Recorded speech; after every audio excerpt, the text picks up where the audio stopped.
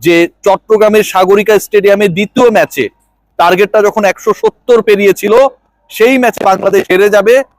বাংলাদেশের টি-20 বিশ্বকাপের আগের সবচেয়ে সিরিজে বাংলাদেশ পরাজিত হবে, আয়ারল্যান্ডের বিপক্ষে বাংলাদেশ হেরে যাবে। এই যে সংখ্যা তৈরি হয়েছিল, সেই সংখ্যা তুড়ি মেরে উড়িয়ে দিয়েছে টিম টাইগার্স।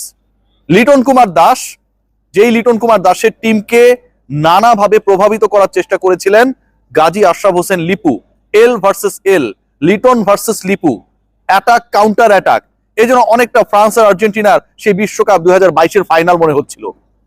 কেউ গোল দেয়, আরেকজন আবার কোনো না কোনো ভাবে পেনাল্টি বক্সের ভেতরে ফাউল আদায় করে নিয়ে নিজের গোলটা নিজের পেনাল্টি দেওয়ার চেষ্টা করে। তো লিপু সাহেব পেনাল্টি গোল করে লেভেল করার চেষ্টা করলো। End of the day Bangladesh দলের হয়ে লেভেল করার কাজটা করেছেন লিটন কুমার দাস, তার ক্যাপ্টেন্সিতে, তার দক্ষতায়, তার ব্যাটিং স্কিলে।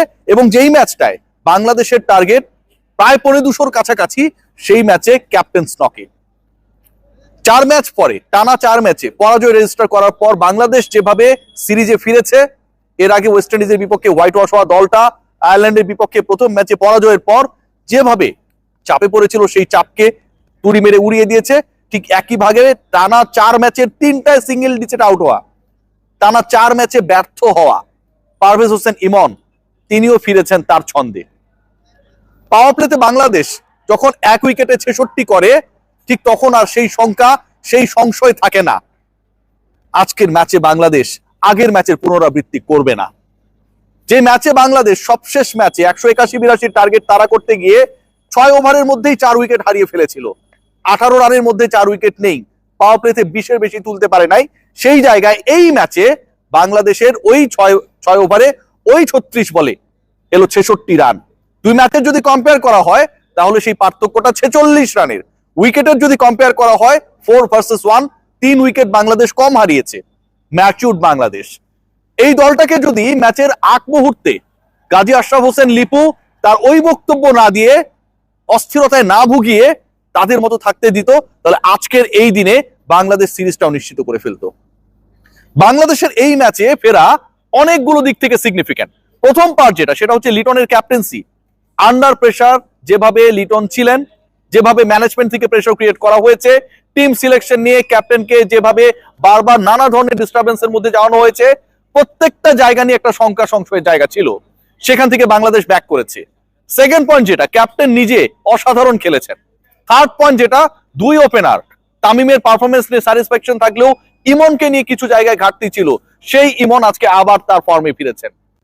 অস্বস্তি জায়গা যদি বলেন, তাহলে আমার কাছে মনে হয় শুরুতে ওই রান আউটটা না হলে বাংলাদেশের জন্য গোল অ্যাচিভ করা, লক্ষ্য অ্যাচিভ করা, 2 ওপেনারের দারুণ একটা পার্টনারশিপ দেখার সেই সুযোগটা হতো, সেটা হয় নাই। যদি আজকে ইমন রিভার্স সুইপ করতে গিয়ে যেভাবে আউট হয়ে গেলেন, অসাধারণ ক্যাচ নিয়েছেন আইরিশ ফিল্ডার, সেটা যদি না হতো, তিনি হয়তো ম্যাজিক ফিগার 50 ছুঁতে পারতেন।